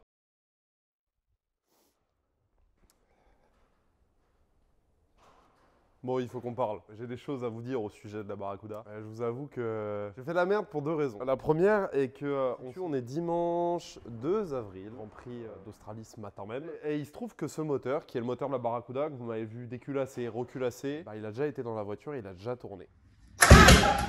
Après beaucoup de grosses galères, après avoir inversé les fils, qui fait qu'un coup ça pétait dans l'admission, un coup dans l'échappement. Je vous mettrai des inserts, ça j'en ai. Vincent a filmé avec son téléphone. Ben, bref, un sketch dont beaucoup de gens qui s'y connaissent se moqueront de moi, mais c'est aussi l'enjeu. Et le moteur, en fait, a tourné quelque chose pareil que je vous ai pas filmé. Alors je pense que vous l'avez vu, là j'ai un trou, mais on a rentré les pastilles de dessablage sur le côté. Alors il y en a qui les rendent comme ça et ça va très bien. Il est préférable de mettre une sorte de frein filet, de quelque chose qui va sceller les pastilles. J'ai d'ailleurs recommandé, puisqu'en fait mes pastilles, j'en ai carrément une qui a sauté quand le moteur tournait et ça fuyait d'un peu partout, et aussi de la vis de collecteur là que j'ai retaraudée, parce que cette vis donne directement dans le circuit d'eau. Donc si elle est trop lâche et qu'on met pas de frein filet dessus, bah ça pisse, on envoie de la vapeur de ce côté-là. Et donc j'ai fait le choix, le jour même où je l'ai démarré, de ressortir le moteur. Donc ça a été fait dans la soirée. Bref, tout va bien, je suis heureux, je suis content. C'est pas grave de l'avoir ressorti. Et alors là, on a les pastilles classiques, alors qui sont soit en laiton, soit en acier. Je sais pas si vous allez voir au travers du plastique, qui font à peu près cette largeur-là. Donc en fait, la portée vient se faire là-dessus. Et le but, c'est de mettre du frein filet sur cette portée-là et de bien nettoyer les portées dans le bloc. Normalement, ça tient. Et j'en ai commandé de la marque... c'est quelle marque ça déjà? C'est Dorman, je crois, celle-là. Ouais, c'est ça, c'est Dorman. Alors, c'est fait en Chine, hein, c'est écrit dessus. Mais par contre, celles-ci sont vachement pertinentes parce que vous voyez la différence de largeur et elles ont une surépaisseur. Je suis très content et très confiant à l'idée de mettre ces pastilles-là parce que je vous avoue que sinon, c'est une crainte. On va peut-être pas pouvoir tout faire aujourd'hui parce que j'ai plus de Loctite et j'en ai recommandé sur Amazon parce que c'est Marc qui m'a offert généreusement le premier tube avec un tube, je sais pas où il est, mais qui fait en gros la taille, ça se présente un peu comme un Tipex, c'est tout petit. Hein. Avec ça, un tube comme ça, sachant que j'en ai trop mis et que je me suis gouré sur une ou deux pastilles, donc vous faites un bloc complet. Avec ça, vous faites un bloc complet. En tout cas, un small block Mopar, enfin, globalement, tous les blocs US, je pense qu'on a à peu près le même nombre de pastilles de dessablage. C'est un produit qui est assez cher puisque ça coûte 12 €. Au prix du litre, c'est affiché, c'est 2487 € le litre, vous imaginez. J'ai commandé la version en 50 ml. Là, c'est 5 ml, pas 50 ml. Si, je crois que j'ai commandé. Bah, quelque chose qui, en fait, ça faisait que c'était 2 fois moins cher au niveau du prix du litre. Donc, j'attends, mais ça arrive que mercredi. On va voir s'il m'en reste là-dedans, si je peux bricoler et tout ça. Anecdote sur les pastilles de dessablage. Aux US, ils appellent ça freeze plug. Et l'explication américaine de ces petits trucs-là, freeze plug, c'est dans le cas où l'eau qui est dans le moteur, parce qu'on a mis du temps avant de mettre du liquide de refroidissement ou des trucs adaptés, gèle, c'est ce qui vient sauter pour éviter que tout le moteur explose, parce que l'eau prend plus de place quand elle est gelée. Jusqu'ici, c'est globalement de la physique de base. L'explication est plutôt logique jusqu'ici. Il y en a sur des moteurs actuels aujourd'hui. En France, on appelle ça pastille de dessablage et il y a une autre explication à ça, donc ça doit faire les deux en même temps. Le moteur va être moulé dans le sable et il faut forcément pouvoir enlever le sable qu'il y a à l'intérieur une fois qu'on l'a moulé.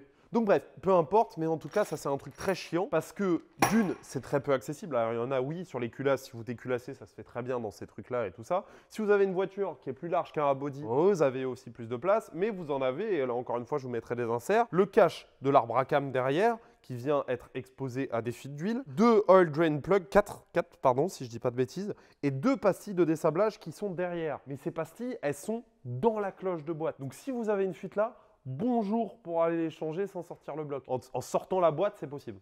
En sortant la boîte, uniquement la boîte. Donc oui, ça c'est possible. À propos de la sortie et de l'entrée de ce bloc dans ma voiture. La première fois qu'on l'a rentré avec Vincent, on l'a rentré en même temps que la boîte, donc forcément je n'ai pas filmé. On l'a fait en à peu près 1h30, 2 heures. Ça a été plutôt bien. Les seules limites, c'était plutôt la chef qui était un peu mal branlée et la mienne qui commence à fatiguer. Là. Encore une chinoiserie qui commence à tirer la gueule. Ce qui fait qu'on a un peu galéré. J'ai choisi d'essayer de sortir uniquement le moteur parce que je sais que ça se fait sur ces voitures-là, en laissant la boîte dedans. Mais vu que j'ai une boîte mécanique, le plateau d'embrayage prend énormément de place derrière. Et vu que j'ai pas beaucoup de place à l'avant et que je peux pas démonter complètement la face avant et qu'il me reste des traverses, ça a rendu l'opération beaucoup plus compliquée. J'ai été au bout des choses, on a mis 3h30. J'ai un peu fait le tour de toutes les news. Ah non, ce que je vous ai pas dit, c'est que les culasses, je les ai démontées, remontées 3 fois, on a échangé de culasses et tout ça. Pourquoi? Parce que ça fuyait. Et puis on avait 7 barres, 7 barres, 7 barres, 0 barres sur un cylindre. Très rapidement, soupape d'admission. Au lieu de les roder, j'ai commencé à échanger des soupapes, chose qui ne marche absolument pas. Du coup, après, j'ai commencé à les roder à la visseuse avec de la mauvaise pâte que j'avais en stock depuis longtemps qui était que du grain épais, donc ça ne risquait pas de pas marcher. J'ai flingué toutes mes soupapes entre guillemets. Parce qu'après, j'ai acheté de la bonne pâte, j'ai pris mon temps, j'ai pris mes anciennes culasses du 273 puisque c'est celles qui ont la meilleure compression. J'ai rodé patiemment, ça m'a pris 4 jours. Encore une fois, c'est des trucs que maintenant en une après-midi, je sais où on va. J'ai flingué pas mal de trucs, tordu pas mal de soupapes, mais là, on a un bloc qui comprime bien. Alors puis maintenant, vu qu'il a flingué son joint de culasse, ce qui est normal, vu qu'il a été recompressé 15 fois. Mais voilà.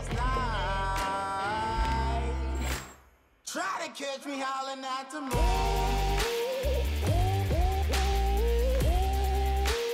Try to catch me howling at the moon.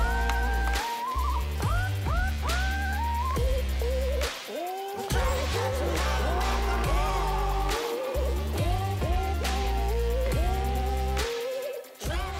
Comme vous pouvez le voir et comme vous avez pu le voir, j'ai remis les pastilles de désablage, j'ai tout remonté, donc on est revenu au point de départ d'hier à peu près. Deux me laissent des doutes quant à la manière dont elles sont emmanchées, c'est celle-ci et celle en dessous là qui est sur le moteur. Je me fais pas de mon rond et je me passe pas trop de questions parce qu'elles sont sous couvert de un petit peu de démontage complètement accessible une fois le moteur dans la voiture. Autre chose, je suis revenu cette nuit à penser à pourquoi j'en rêve la nuit. Pourquoi ça avait sauté carrément et que j'avais des fuites de partout et faire le rapprochement avec le fait que cette culasse n'était clairement pas serrée et que mon joint de culasse s'est déclenché de ce côté-là. Je pense qu'en fait, elle était tellement pas serrée que j'envoyais tellement de pression dans le liquide de refroidissement parce que pour que ça ressorte couleur mayonnaise comme ça alors que le moteur a tourné, allez au total il a dû tourner 4 minutes max et qu'il y avait vraiment un défaut et je pense que ça envoyait énormément de pression du coup dans le liquide de refroidissement ce qui fait que ça accentuait les fuites. Mais d'un côté je me rassure en me disant putain ça se trouve de base ça aurait pas trop fui ce que j'avais fait donc là avec tout le bordel, la loctite et tout, je me fais pas trop de soucis. Il m'en reste deux à faire, c'est celles de derrière qui sont dans la cloche, ça on le verra quand on aura le moteur sur la chèvre parce que là c'est pas accessible. Donc voilà pour ça et puis moi bah, j'attaque le moteur de la Kia et j'espère pouvoir leur foutre dedans ce soir mais c'est une autre vidéo que encore une fois normalement vous avez déjà vue. Transition. Bienvenue dans mon bordel, épisode 8846. Aujourd'hui on la sort de là et on remet le moteur dedans. Mais avant ça, va falloir la sortir et ce qui est compliqué, c'est que la boîte repose vers l'avant et que du coup l'arbre de transmission vient taper en haut, ce qui la rend quasiment impoussable. Le but du jeu pour l'amener là, c'est que je vais mettre le cric sous la boîte dans le sens dans lequel je vais tirer la voiture et j'espère que ça va aller. Et au-delà de ça, et ça je vais vous montrer, c'est qu'il y a un truc qui me plaît moyen. Vous voyez ça ? La grosse tache là en dessous, bah ça peut pas être autre chose que de l'huile de boîte parce qu'il n'y a plus rien dans la voiture depuis une semaine. Donc soit c'est mon bouchon de vidange qui fuit, voilà, je serai de bonne humeur, soit c'est autre chose et je serai de mauvaise humeur. Mais avançons, sortons la voiture, frottons les masses, mettons le moteur.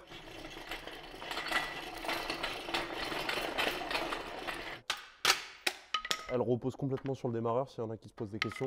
J'ai tendu deux ficelles là, mais partirait sur la carrosserie, ça fait pas grand chose. Et là, pour les yeux aguerris, vous aurez vu que ça lève pas droit, mais vas-y, fuck off, on va essayer d'y aller comme ça. Putain de matos de merde! J'ai un peu des doutes quant à ma manœuvre. Si ça peut bien se passer, ça m'arrangerait.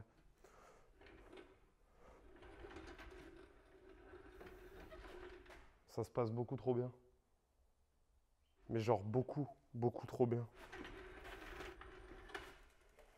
Ah! Oubliez que le sol était tout crotteux. Ce qui fait que là, mon cric bloque dans une réunion. Je vous avais dit que ça se passait trop bien.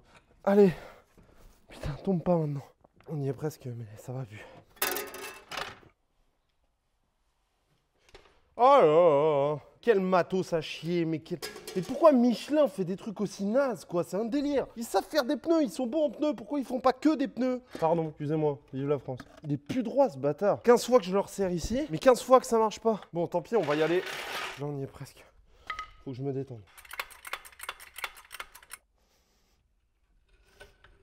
Encore 1 mètre.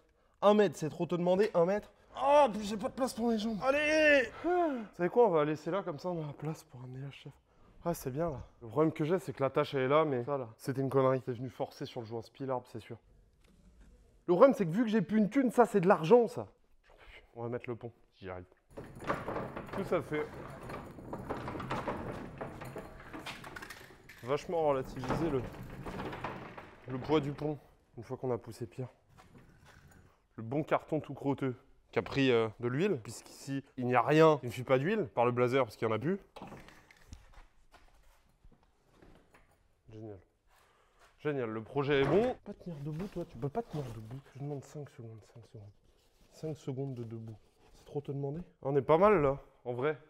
En vrai de vrai. En vrai de vrai de ces grands noms. Je vais redescendre la boîte gentiment. Gentiment, mais j'aimerais bien la redescendre quand même. Ah, plus de merde. Oh bah d'accord.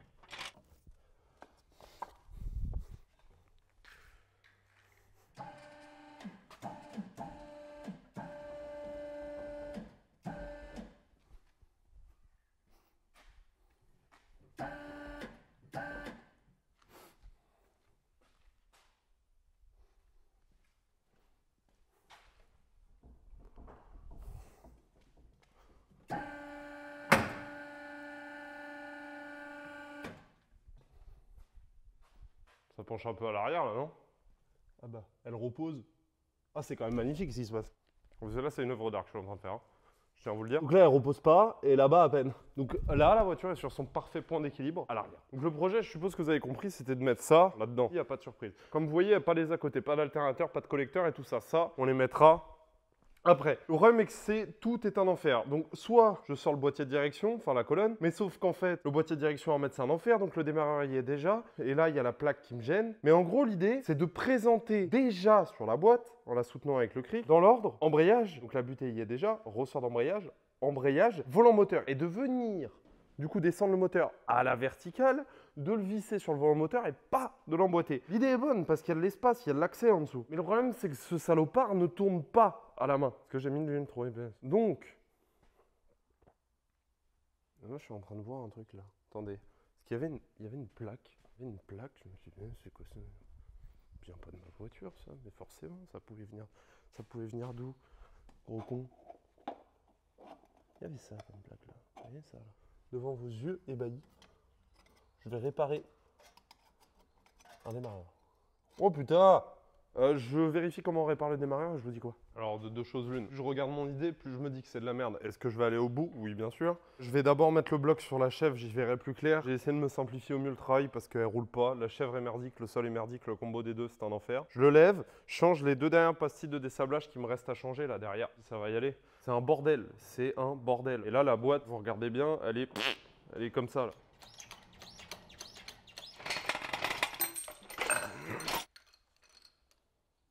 Ah, c'est ça que je voulais voir, c'est si je pouvais le tourner à la main. Hein. Mais j'y crois pas une seule seconde.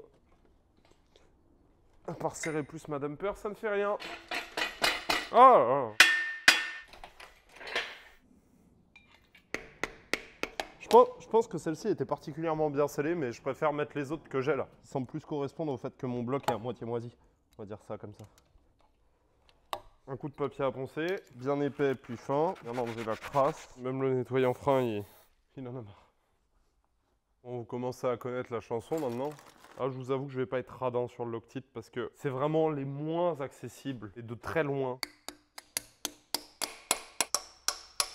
Hop, on ira pas plus loin. Si là ça fuit, bah, je démissionne. Il va à peu près droite déjà. Après, c'est pas forcément bon signe, hein, ça veut dire que c'est large. De toute façon, je vois pas comment faire autrement. Bah, y a plus qu'à. J'avais pas pensé à ça. Vu que la voiture est vachement haute, bah, ça passe là. Faut que je le lève vachement. Oh, ça roule bien. Oh là, oh là, oh là. Par contre, il y a un truc que je vais faire tout de suite avant que j'oublie. Bah, sinon, sachant que. Là, vous voyez là? Là, j'allais mettre de l'huile. J'avais oublié que j'avais pas mis ça. Oh putain, c'est ceux de la Buick. Oh, quel con. Aïe. Non, ça y va tout seul. Ça va jamais passer là, mon histoire. Ah, ça me fait trop peur. J'ai jamais vu un moteur aussi haut de ma vie. J'ai pas envie de me le prendre sur le coin de la gueule. Ah, je sais pas. J'ai envie de tout remonter dessus comme ça. Et soyons intelligents, soyons smart. Même si ça me prend le plus de temps, là je sens que je me lance dans un truc, ça va pas être possible. Donc je vais monter volant moteur, embrayage directement là-dessus. Et qu'est-ce que j'ai dit qu'il fallait pas que j'oublie? C'est ça, c'est les supports qui vont m'emmerder. C'est ça qui nous avait emmerdé aussi. Putain!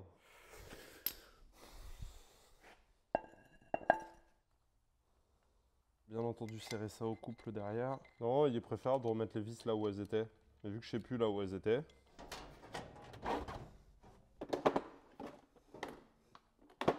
Alors, on reprend ma superbe... Ça faisait longtemps. On reprend ma superbe fiche. Flywheel, flexblade butt.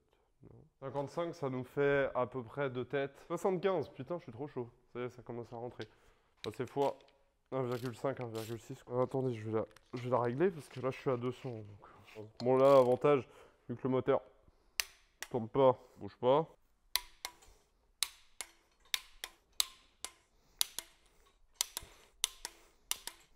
Voilà, on est sûr que tout est bon, je vais chercher l'embrayage. Bon, c'est toujours les ressorts vers l'extérieur, je préfère vérifier, vous m'excuserez. Je pense pas qu'il y ait de réel sens à proprement parler là-dessus. Pas forcément, puis j'ai pas mes douilles à côté, j'aurais pu prévoir ça avant. J'espère que ça va pas se casser la gueule le temps que j'aille. Et ça, apparemment, c'est 55 aussi. Et vous voyez le déport que ça prend, c'est pour ça que le moteur, il est impossible à rentrer.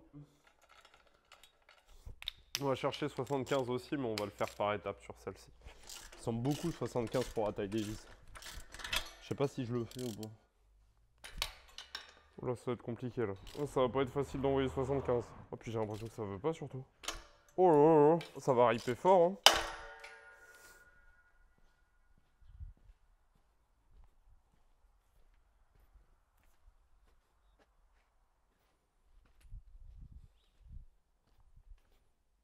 Je savais qu'il fallait pas envoyer 75, je le savais, je le dis depuis tout à l'heure. Ça semble beaucoup 75 pour la taille des vis. En enlevant ma cloche là. Elle est venue me baiser mon disque. Je pense pas que ça soit dramatique, mais ça me fait chier. Je vous admets que j'en peux faire n'importe quoi. Alors faire n'importe quoi, c'est marrant. Enfin, genre, je veux dire, quand tu fais un peu n'importe quoi tout en sachant ce que tu fais, c'est que là, je perds le fil. Là. Je suis plus dedans. Je savais pertinemment qu'il fallait pas envoyer 75 là-dessus. Je l'ai dit, je le fais. Clutch housing bolt 30, c'est 50 newtons, même pas 45. Et moi j'ai voulu envoyer 65. C'est écrit là, noir sur blanc. J'avais juste à lire. 2 secondes ça m'aurait pris. Et ça a encore m'en coûté 3 heures. J'en peux plus. J'en peux vraiment plus.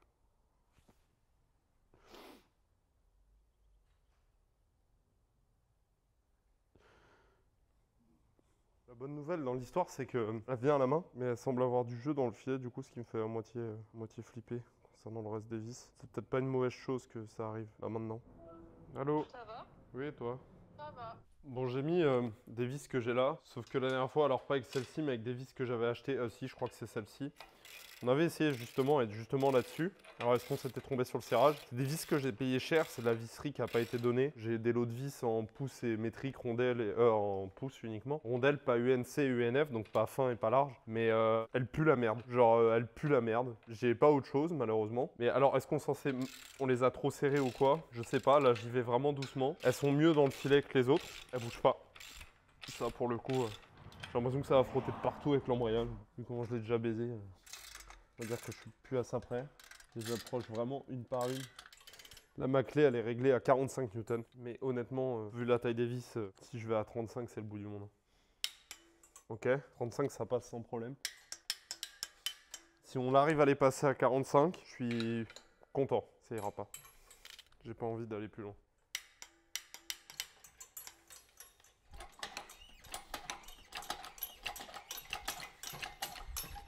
Oh, ça se passe pas trop mal, vous allez m'en vouloir. Bon, j'ai rien fait de fou furieux, hein. Je l'ai juste descendu en l'orientant un peu par là. Pour le moment, il est absolument pas dedans, mais ça se présente bien, je vais vous montrer. J'ai protégé en dessous et au-dessus. Pourquoi? Parce que les galères sur ce moteur sont le carter qui va buter dans le berceau. En fait, il y en a qui sortent carrément le berceau pour sortir le moteur, ce qui n'est pas stupide. Et en fait, il faut tweaker et l'avancer. J'ai eu la bonne idée de mettre la manivelle du mauvais côté. Sinon, ce n'est pas marrant, mais de toute façon, elle est tellement mal foutue. Ce truc-là, en lui-même, c'est bien parce que je vais pas payer ça cher, genre 27 balles. Et il marche bien. Il saute un peu, mais ça va. Mais par contre, la manivelle est trop mal foutue, elle est trop collée. Donc, je vais sûrement la dégager pour pouvoir faire au cliquet de ce côté-là tranquillement. Donc là, on en est là. Donc ça passe pas trop mal. Je vais jouer avec le cric en dessous pour lever la boîte. Bon, là, je pense qu'elle est déjà en butée. Et pour essayer d'amener ça, mais comme vous voyez, le problème, c'est les supports aussi. C'est les supports. Est-ce qu'il va falloir que je leur dégage ou pas? Je sais pas, ça va peut-être me faire chier. J'ai dégagé la poulie devant pour pas qu'elle me gêne. Finalement, je sais pas si j'avais besoin, mais c'est pas très grave, c'est pas grand chose. Et là, en poussant, ça devrait le faire. Je vais donc les roues d'école. Désolé, je sais pas depuis combien de temps ça filmait pas, mais en gros, les créneaux bloquent. Je vais essayer de tourner les roues, puisque je peux pas tourner le moteur à la main, on va faire dans l'autre sens. Donc là, l'idée, ça serait de passer une vitesse, peu importe laquelle. Ok, j'ai une marche à recul. Là, j'ai une marche arrière qui est mise. Donc normalement, si je fais tourner mes roues, je vais pouvoir faire tourner l'arbre de boîte et peut-être choper un alignement. Ça, faut que je le lève. Lui, il lève pas, mais il faut pas qu'il sorte de son truc pour autant. Et là, il est sorti. Merde. C'est très compliqué. C'est vraiment beaucoup plus simple de sortir le moteur et la boîte en même temps. Ma chèvre n'était pas adaptée. J'avais pas envie de revidanger la boîte. Bah, je m'en souviendrai. Parce que dans ce setup-là, en plus, la voiture levée un peu vers l'arrière, ça irait tout seul. Ça sera déjà mis. On aurait pu le rentrer et le ressortir 2 fois là. C'est vraiment... C'est super dur quoi. Je pense qu'il y a des techniques hein, pour beaucoup mieux s'y prendre et y arriver sans trop de problèmes. Mais entre moi, ma chef qui penche par là, le truc bleu qui vient tirer par là-bas, là, espèce de palan là, et tout, ça fait que le moteur est en permanence comme ça, du coup ça s'aligne pas. Parallèlement à ça, il faut que je l'aligne comme ça, il faut que je l'aligne en hauteur. C'est super dur, oh, c'est compliqué. Ah, là voilà, là il est complètement ressorti. Vous voyez, comme quoi j'ai parlé trop vite, j'étais content, ça allait bien. Je vais vidanger la boîte, sortir la boîte, rentrer les deux en même temps, surtout que ma replaque sur le démarreur, elle a ressauté, pardon, ma plaque. Tout ça pour ça, hein. Donc ça avait du mal à passer au début, une fois que ça y était, c'est bon. Et vous voyez, c'est conique, hein, pourtant, c'est fait pour. Impossible de le rentrer, tout ce que vous voulez. Honnêtement, je suis à deux doigts de tout foutre sur le bord de la route et de dire à donner. J'en peux plus. Enfin, américain, mécanique, elle est simple. Mon cul, ouais. Putain, quel chantier. Oui, j'ai pas réfléchi. Ah, mais c'est quoi ton sirop tout rouge? Le sirop de grenadine? Oh, le thé marocain. T'as vu, c'est Ma main, c'est je parfait. J'en ai mis partout par terre. Waouh, ouais. Ça... Ah, on dirait il a égorgé un cochon. Scène de crime. Là quoi? Et là j'enlève le carter, lui il fuit, donc je vais refaire le joint parce que tant que la boîte est par terre, je pense que c'est le meilleur moment pour le faire. Oh le carnage. Putain, je trouve pas. Vous l'avez mis où ma rallonge tout à l'heure? Ah bah c'est bien, j'ai bien mis les vis dans l'ordre là, comme ça, parfait. Un truc est tombé. C'est dommage, c'est les synchros. Ça pisse d'où? Là en bas. Et si on se met le cric en butéo là? Ah bah on met la... Ah non, la fosse là. Non? Bah si. Mets le cric. Attends, mais tu lèves la chèvre au max? Oui, exact. Ouais.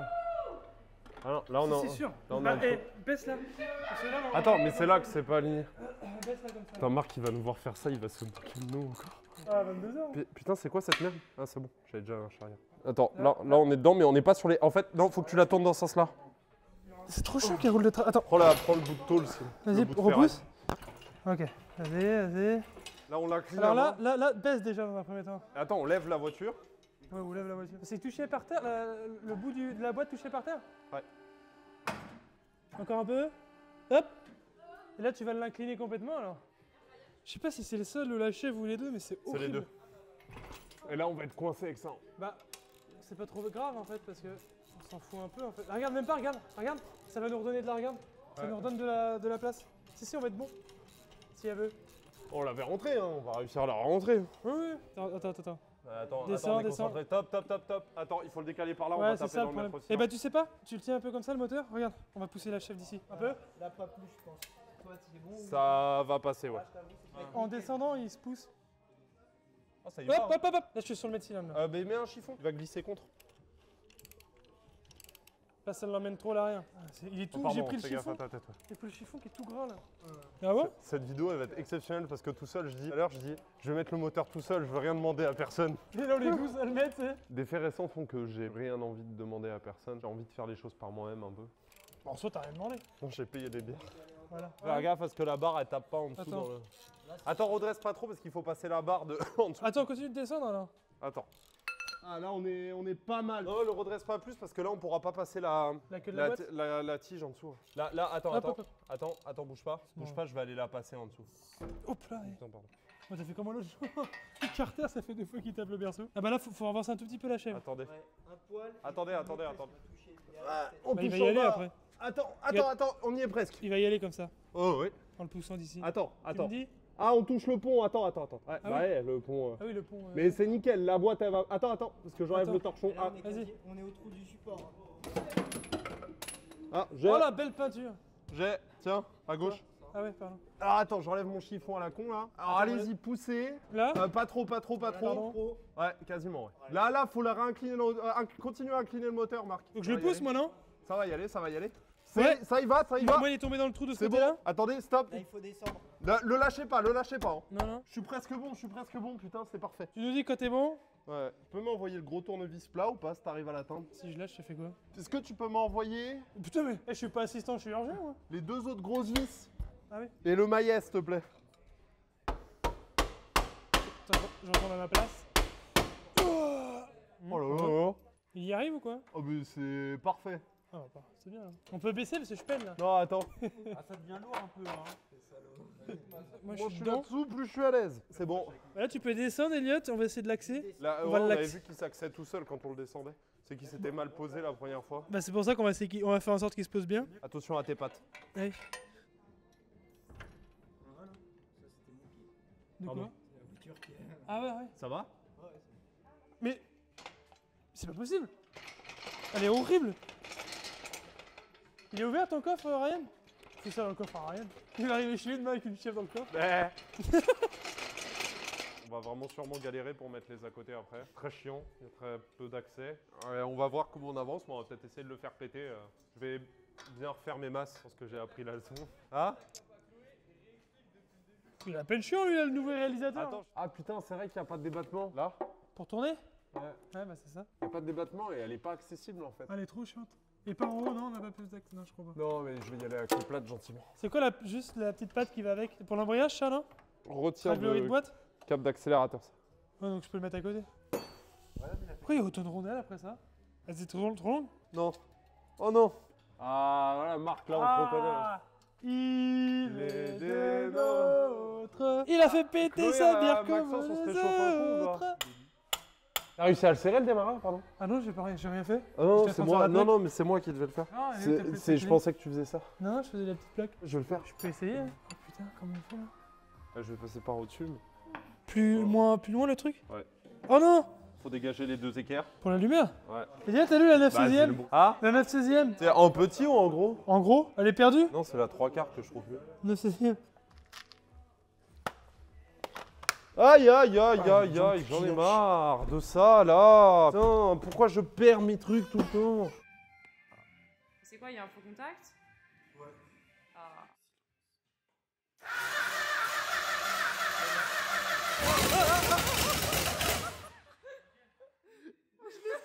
Quand je trouve le cut. Grave. Tu l'as arrêté toi-même ou? Non, il s'arrête. Bah, il fait beaucoup de fumée, hein. C'est normal. Tout sort là. C'est un flop. Bah voilà. C'est bon, Maxence? C'est un flop ou c'est bon? Non, c'est bon, bah c'est bon. C'est juste qu'on a pas Ça a envie fait. de- Il est 1h du matin, on va faire ça. Elliot, avis? Bah, je suis content. J'espère que j'ai pas réveillé le voisin et que je me fais pas virer de mon garage. Allez hop, c'est nickel. C'est chiant, il aboie pas, c'est possible. Après, si tu te fais virer demain, elle roule la voiture. Ça Ça roule pas en viande. Elle est finie, donc c'est bon. Il y a encore beaucoup. Ah, notre flippage. Vous avez peut-être déjà vu cette vidéo, et ça, ce mec-là, c'est mon idole. C'est un gars qui démarre un V8 à poil, là, sur un pauvre support moteur, et qui pue la revanche dans son attitude, comme si tout le monde lui avait dit qu'il y arriverait jamais. Ce mec-là, il m'a beaucoup inspiré, et aujourd'hui, je me sens un peu comme lui.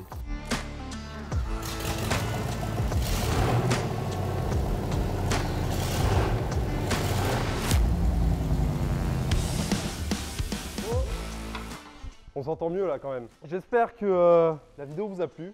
C'est la première fois pour moi que je fais une vidéo aussi longue et je me suis dit que ça vous plairait d'avoir un début et une fin. La restauration de la Barracuda a énormément avancé puisqu'on est au 3e épisode.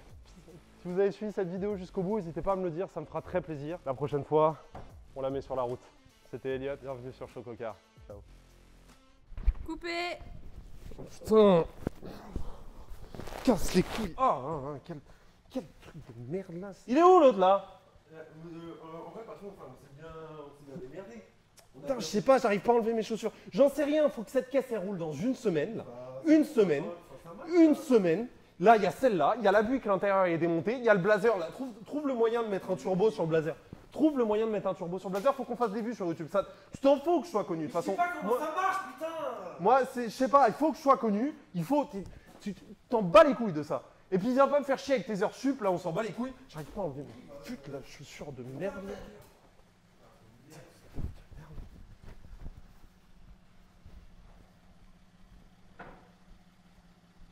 C'est pour aujourd'hui ou pour demain?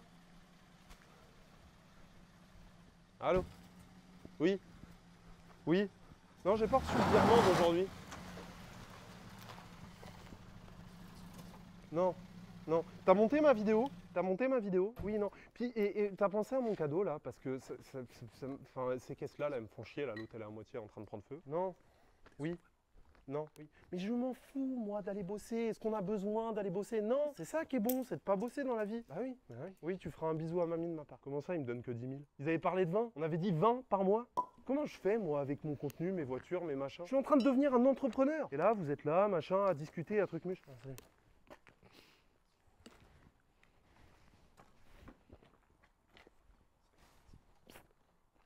Oh, genre la France c'est plus ce que c'était. Hein. On y va là. Non, on y va. Oui, bon, je te laisse. Bon, tu penses à ma vidéo? La porte là, pas toute seule la porte. Non, ça va pas avec Pascal. Il casse les couilles, Pascal. Merci. C'est pas possible ça. Bon, je te laisse. Allez, bisous. Bisous, oui, Mamoun. Oui, oh là là. Bon, allez, on y va. Non, je sors là ce soir. Je sors. Il faut bien, hein. Faut bien. Enfin, s'il arrive à démarrer. Mamoun, je te laisse. Là, l'héritage, il va pas se dépenser tout seul. Allez, dis donc.